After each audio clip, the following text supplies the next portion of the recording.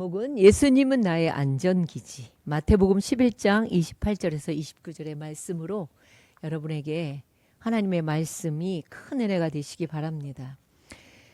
지난 3월 6일인가요? 그 이스라엘 방위군의 그 관계자에 따르면은 그 2월 28일인가 그 이스라엘이 대이란 군사 작전 과정에서 이란의 지도자인 하메네이를 테헤란 공습 당시에 그 사망했다는 그런 그 소식을 전했습니다. 근데 그 하메네이 지도자, 이란의 지도자인 하메네이가 있었던 곳은 지하 벙커예요. 지하 벙커. 그 지하 벙커가 터널로 되어가지고 거주 지역 아래에 여러 블록에 걸쳐서 이렇게 뻗어 있다고 합니다. 그 안에는 최고 국가안보회의의 건물이 있고 최고 보안의사결정 기구도 있고 또 전문가들이 모여서 회의를 하는 그런 건물도 있고 이슬람 혁명 수비대의 주요 군사 아카데미도 그 지하 벙커에 그렇게 넓게 여러 블록으로 그렇게 되어 있고 수많은 출입구가 있어서 사실 이란 정권은 이 시설이 침투 불가능한 시설이라고 그렇게 인식하고 있었다고 합니다. 근데 이 지하 벙커는 그래서 비상 상황에 이란의 최고 지도자가 작전을 통제하고 수행하기 위해서 설계됐는데 그런데 그곳이 공습을 할 때 지하 60m까지 타격이 가능한 벙커 버스터라는 그것을 통해서 그것이 이제 그 하메네이가 죽게 된 것이죠. 이들이 이렇게 침투 불가능한 시설이라고 생각하고 그리고 그것이 비상 상황에 작전 통제를 수행하기 위해 설계됐지만 그 어디도 사실 안전한 곳은 없는 거예요. 여러분 안가라고 들어봤습니까? 안가? 궁정동에 안가라고 하잖아요. 이 안가가 원래 안전한 가옥의 준말이에요. 안가. 안전한 가옥. 그래서 이게 세이프 하우스죠. 안전 가옥이라는 그런 의미입니다. 그런 1978년인가 뭐 그때쯤에 이제 거기가 안전한 가옥이라고 해서 중앙정보부가 관리를 한 거예요. 그래서 일반인은 근처에도 얼씬거릴 수가 없는 어떻게 보면 굉장히 물리적으로 안전지대였습니다. 하지만 아이러니하게도요. 대통령을 지켜줘야 할 중앙정보부장에 의해서 그 안전지대 안가에서 총성이 울리게 된 것이죠. 가장 안전하다고 믿었던 그 안가가 가장 위험한 곳이 된 셈입니다. 시편 127편 네, 주님께서는 이렇게 말씀하세요. 주께서 집을 세우지 아니하시면 집을 세우는 사람의 수고가 헛되며 주님께서 성을 지키지 아니하시면 파수꾼의 깨어있음이 헛되다. 일찍 일어나고 늦게 눕는 것, 우리가 먹고 살려고 애써 수고하는 모든 일이 주님께서 지켜주지 아니하시면 헛된 일이라는 그런 시편 127편의 말씀이 있습니다.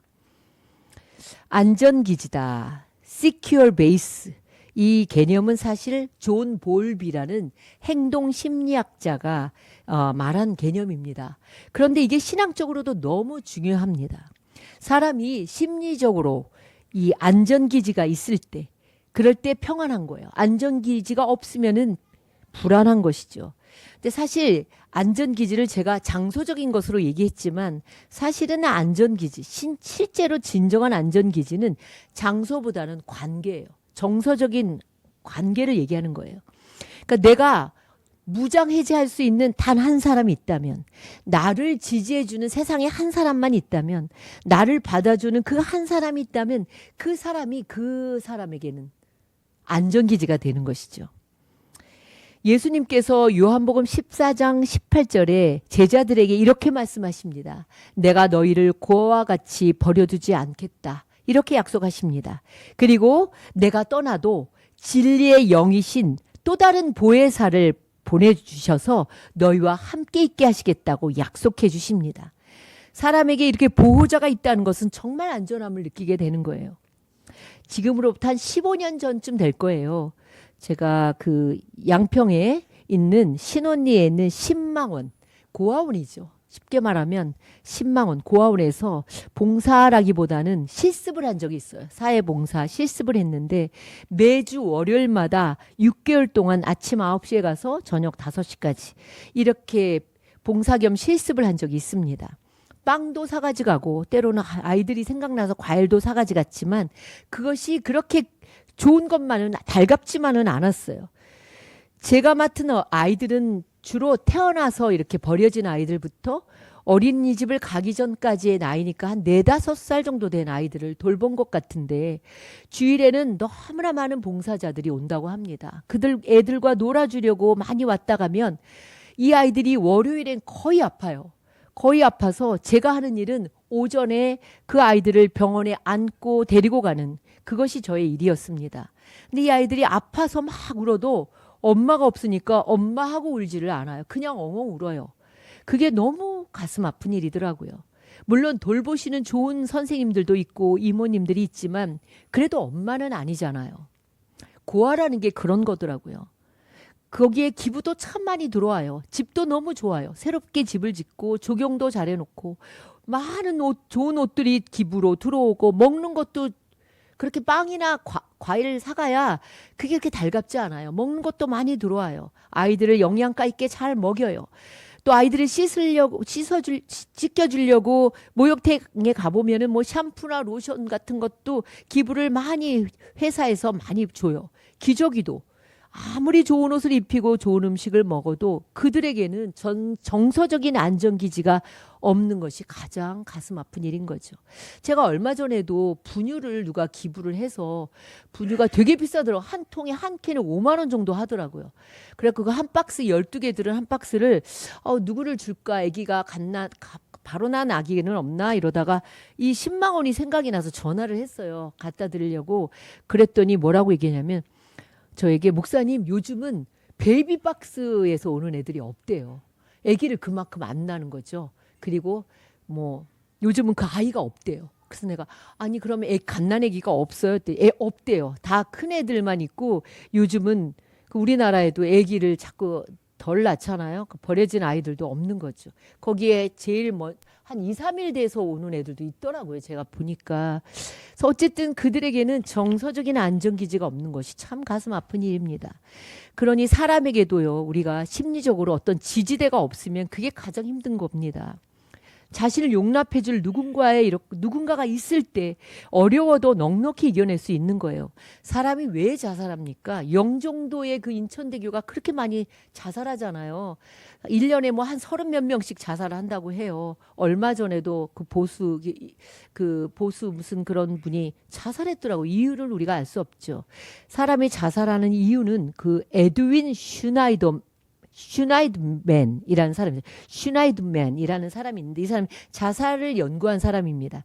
이 사람이 사이케이크라고 해요. 사이크 에이크인데 그걸 합쳐서 사이케이크라고 합니다. 이건 뭐냐면 사람이 막 참을 수 없는 마음의 고통 있을 때 자살한다는 거예요. 그래서 이제 자살을 하는 사람들은 그 시야를 터널 시야라고 해요. 그게 뭐냐면 터널 안만 보는 거예요. 조금 나가면 바뀐데도 시야가 터널 안에만 고정되어 있는 거예요. 그래서 죽는다는 거예요. 주변에 사람이 많아도 진심으로 내 마음을 알아주는 내 정서적으로 나를 좀 이렇게 지지해주는 그 한 사람의 안전기지가 없을 때 사람은 절망하게 되는 거고 절망은 곧 죽음에 이르게 하는 병이 되는 것이죠. 사랑하는 성도 여러분, 여러분 서로에게 안전기지가 되어주십시오. 부부간에도 서로 안전기지가 되어줘야 합니다. 자녀들에게도 부모가 안전기지가 되어줘야 되는 거예요. 그리고 가장 중요한 것은 어린 자녀들에게 예수님을 안전기지로 삼고 살아가도록 여러분이 가르쳐주고 도와줘야 하는 것이죠. 부모가 없어도 세상에 얼마나 어려움이 많습니까? 그리고 어떤 잘못한 일을 했어도 그 사람이 자기를 받아주고 그냥 무조건적으로 받아주는 사람이 있으면 그 사람은 살아날 수 있는 겁니다. 아이들이요. 제가 이걸 가지고 안전기지를 가지고 논문에 썼던 것 같아요. 아이들도요. 엄마라는 안전기지를 확인하면 조금씩 엄마의 품에서 벗어난대요. 처음에는 엄마한테 안 벗어나려고 하다가 조금 가도 엄마가 저기 있네. 그럼 조금 더. 또 조금 더. 그러다가 이제 나가서 친구들과도 놀기도 하고 점점 그 엄마의 품에서 벗어나 더 멀리 탐색하러 나아가는 거래요. 성인에게도 마찬가지인 겁니다. 내가 넘어져도 받아줄 곳이 있다는 믿음은 어떤 실패나 어떤 모험이나 두려움도 잘 견뎌낼 수 있는 거라는 거죠. 그렇다면 우리에게는 예수님이 우리의 안전기지이십니다. 어떤 사고나 충격이 일어나도 그 안전기지가 있으면 그 충격을 흡수할 수 있는 완충작용을 하는 거예요. 혼자 어려움을 감당하면요, 그것이 PTSD가 되는 거예요. 외상 후 스트레스 장애가 되는 거예요. 그러나 안전기지와 연결되어 있으면 그 고통은 오히려 외상 후에 그 사람이 훨씬 더 정서적으로 성장하게 되는 거예요. 제가 여러분에게 많이 설교했을 겁니다. PTSD와 PTG에 대해서. 외상 후 스트레스를 받아서 그것 때문에 막 그 공포가 되는 사람이 있는가 하면, 어떤 사람은 그런 스트레스를 받아도 그 아픔이 안전기지인 사람과 연결이 되어 있으면 그 고통이 나눌 수 있는 아픔이 되어서 PTG, 오히려 심리적으로 정서적으로 더 성장하게 된다는 것이죠. 요즘 왕사남, 뭐죠? 원래가 왕가 사는 남자. 제가 이렇게 아직 보지를 않았어요. 이번 주에는 이거 내리기 전에 한번 봐야 되겠다 생각을 했는데, 지금 보니까 어제 1628만이더라고요. 한국 영화 흥행 2위래요. 극한 직업. 그것이 1626만이었는데 2만을 넘어섰더라고요. 그리고 1위인 명량은 1761만이라고 합니다. 근데 이게 이제 사실은 조선시대의 제6대 왕인 단종 이홍위인가요?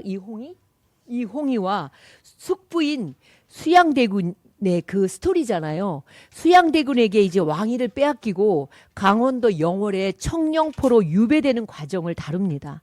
그래서 이제 촌장 엄흥도죠. 유해진이 나오는데, 이 엄흥도가 처음에는 자신의 마을에 왕의 유배지를 유치하면 좀 자기네 마을이 좀 잘 살까 해서 그 유치하라는 그 욕망으로 단종을 맞이합니다. 근데 그가 본 것은 그런 왕이 아니라 세상 어디에도 마음 둘 곳이 없는 그런 아주 그냥 소년이었던 거예요. 단종은 자신을 지켜준다는 명목하에 배치된 군사들과 자신을 끊임없이 감시하는 촌장 사이에 고독감과 슬픔, 외로움, 생명의 위협을 느낍니다.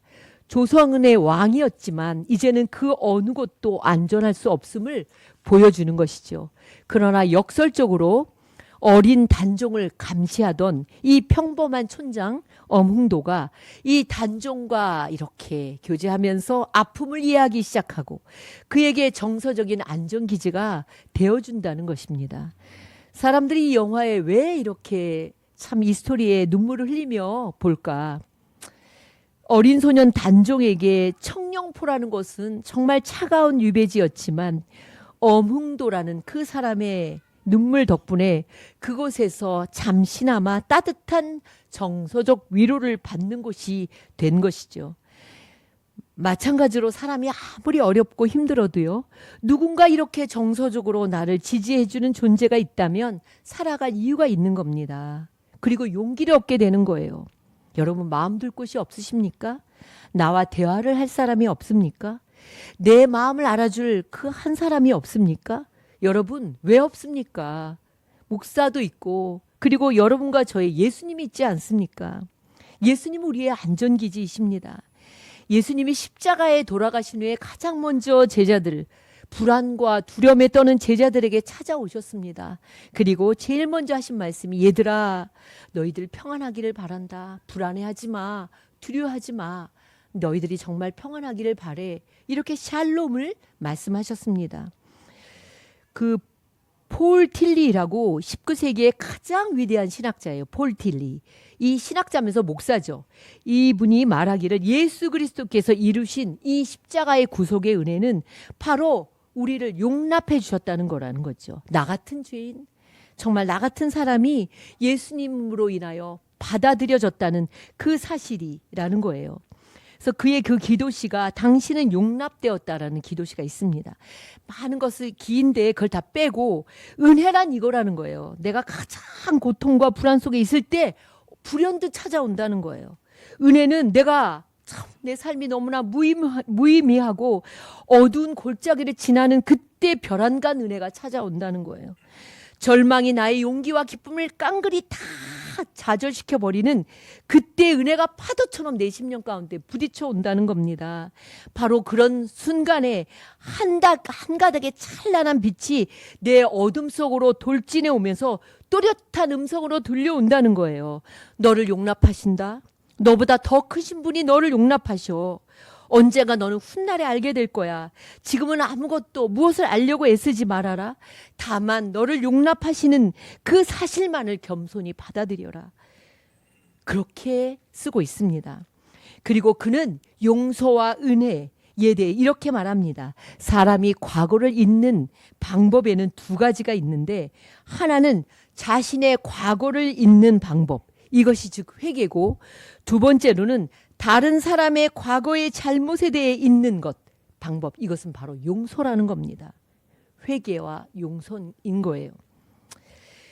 그래서 이 목사님은 너의 어떠함과 상관없이 너는 이미 받아들여졌다는 거예요. 이것이 바로 영적인 안전기지를 제시하는 거예요. 이것을 하나님이 나를 받아들이셨구나, 나를 이렇게 용납하셨구나, 이것을 받아들이는 순간 우리의 존재는 불안이 아니고 불안이 멈추고 참된 평안이 시작된다는 겁니다. 예수님이 오셔서는요, 많은 사람들을 만나셨습니다. 그리고 예수님이 하신 많은 일들 가운데 병도 고쳐주시고 귀신도 내어 쫓아주셨고 천국의 말씀도 전해주셨지만, 많은 사람들을 만나서 그들을 받아주시고 그들을 용납하시고 세워주셨다는 거예요. 요한복음 8장에 보면 가늠한 여인의 이야기가 나옵니다. 사람들이 이 여인을 끌고 와서 돌로 치려고 할 때 예수님께서는 이렇게 말씀하세요. 너희 중에 죄 없는 자가 먼저 돌로 치라. 이렇게 말씀하시는 거죠. 세상에 죄가 없는 사람들이 어디 있겠습니까? 그러니까 모두가 뒷걸음질 쳐서 물러납니다. 그리고 상황이 반전됩니다. 모든 사람이 떠나고 예수님은 그 가늠한 여인과 1대1로 이렇게 만나주십니다. 그리고 그녀를 회복시켜 주십니다. 이렇게 말씀하시는 거예요. 나도 너를 정죄하지 않는다. 그러니 다시는 죄를 짓지 말아라. 이렇게 말씀하시는 거예요. 나도 너를 정죄하지 않는다. 이 말씀은 그가 느끼는 수치심, 부끄러움을 녹이는 해독제였다는 것이죠. 예수님께서 그녀를 받아주시는 것은 또한 이제 새로운 삶으로의 초대였다는 거죠. 다시는 죄를 범하지 말아라. 이렇게 새로운 삶으로 이끌어 주시는 거예요. 수치심은요, 정죄는 사람으로 하여금 숨게 만들지만, 이렇게 나를 누군가 용납받은 경험은 사람을 변화시켜 주시는 거예요. 이 가늠한 여인은 자신을 정죄하지 않으시는 주님의 그 사랑을 경험했기에 그녀는 이제 자신의 과거의 죄를 씻고 빛 가운데나 나갈 힘을 얻게 된 것입니다. 두 번째, 또 어떤 사건이 있냐면 누가복음 19장에 나오는 삭개오입니다. 삭개오는 사회적으로 고립된 사람이었어요. 삭개오는 누구예요? 세리장이에요. 세리장이 뭐예요? 유대인들의 의뢰를 착취하는 거죠. 세금으로 막 갈취하는. 그래서 유대 사회 속에서는 나쁜 사람으로 낙인된 사람이었습니다. 아무도 그를 인정해 주지 않고 사회적으로는 왕따로 살아온 삭개오에게 예수님은 그 동네에 들어가서 삭개오를 바라보시면서, 키가 작잖아요. 뽕나무 위에 올라가 있는 삭개오에게 삭개오야 내려와라. 내가 너희 집에 머물겠다. 라고 하시면서 그의 이름을 불러주시는 거죠. 그리고 너의 집에 내가 머물겠다는 것은 그 삭개오를 용납해 주신다는 의미입니다. 예수님은 삭개오에게 너 왜 이렇게 나쁜 짓 했어? 이제 회개해라. 그리고 모든 착취한 돈을 돌려줘. 이렇게 명령하지 않은 거예요. 그냥 삭개오야 내려와. 내가 너희 집에 가서 머물겠다. 그 말에 이 삭개오는 예수님이 나 같은 사람을 용납해 주신 그 경험이 그 마음을 움직이게 한 것입니다. 그리고 예수님은 마지막에 삭개오에게 이렇게 선포하십니다. 이 삭개오도 아브라함의 자손이다. 이렇게 선언해 주시는 거죠. 삭개오를 공동체 안으로 들어갈 수 있도록 이 사회적으로 용납을 하도록 해 주신 거죠. 가장 용납을 받은 사람은 누굴까요? 바로 사도 바울입니다. 사도 바울은 어떤 사람이었어요? 예수 믿는 사람들을 죽이는데 앞장을 섰고 또 그리스도인들을 잔혹하게 핍박했던 인물이었습니다. 그러니 이 사도 바울이 회심한 뒤에도 사람들은 그를 믿지 않았어요. 뒤에서 수군거렸습니다. 저 사람 정말 변한 게 맞아? 우리를 혹시 저렇게 잡아놓으려고 괜히 그러는 거 아니야? 이런 굉장히 뒤에서 사람들이 정말 변했을까라고 수군거렸습니다. 그리고 사도권에 대해서도 얼마나 많이 공격을 받았는지 모릅니다. 예수님의 제자는 예수님의 생전에 12제자가 아니었는데 자기가 무슨 사도야, 이렇게 사도의 권위에 대해서 끊임없이 비난하고 가짜라고 사람들이 그럴 때에도 바울은 그 모든 것을 참 마음고생을 많이 했지만, 그러나 그가 그런 그 사람들의 수군거림 속에서도 바울이 꺾이지 않았던 이유는 뭐냐면, 하나님께서 나 같은 죄를 용납해 주셨다는 그 사실이 훨씬 더 컸기 때문이에요. 로마서 8장을 보세요. 그리스도 예수 안에 있는 자에겐 결코 정죄함이 없다. 그리고 누가 나를 그리스도의 사랑에서 끊으리요? 누가 나를 그리스도 안에 있는 그 하나님의 사랑에서 끊으리요를 얼마나 그 로마서 8장 마지막에 그렇게 고백하는지 알 수 없습니다. 그리고 바울은 스스로를 뭐라고 얘기해요? 나는 죄인 중에 죄인이다. 죄인 중에 괴수라고 고백합니다. 그럼에도 불구하고 나를 주의 사도가 되도록 한 것은 100% 전적으로 하나님의 은혜라고 선포하고 있습니다. 사랑하는 성도 여러분 스스로를 자꾸 과거의 잘못에 매이게 하고 또 다른 사람들의 과거의 잘못을 드러내고 정죄하는 그런 삶을 살지는 않습니까?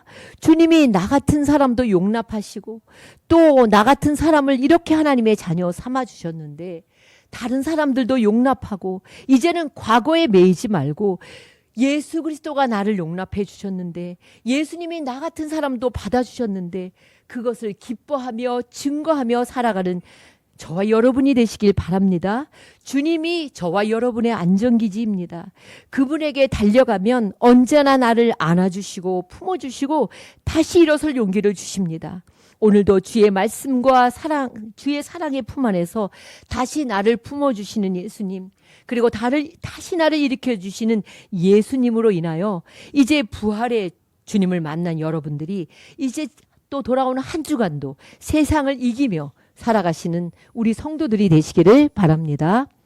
기도하겠습니다. 사랑의 하나님, 오늘도 나를 있는 그대로 받아주시는 하나님의 그 크신 사랑을 기억하고 마음에 새기게 하여 주십시오. 사람들로부터 손가락질을 받고 비난을 받을 때도 예수님은 나는 너를 정죄하지 않는다, 나도 너를 정죄하지 않는다는 주님의 말씀을 기억하고 내 이름을 불러주시는 주님의 음성을 듣게 하여 주옵소서. 세상의 시선보다는 나를 용납하시는 주님을 더욱 신뢰하고 주님이 주시는 그 힘으로 세상을 당당히 살아가게 하여 주시옵소서. 우리의 삶의 모든 깨어진 관계들이 주님 안에서 회복되기를 간절히 기도합니다. 죄인인 우리를 용납하신 예수 그리스도의 이름으로 감사하며 기도드립니다. 아멘. 사도 신경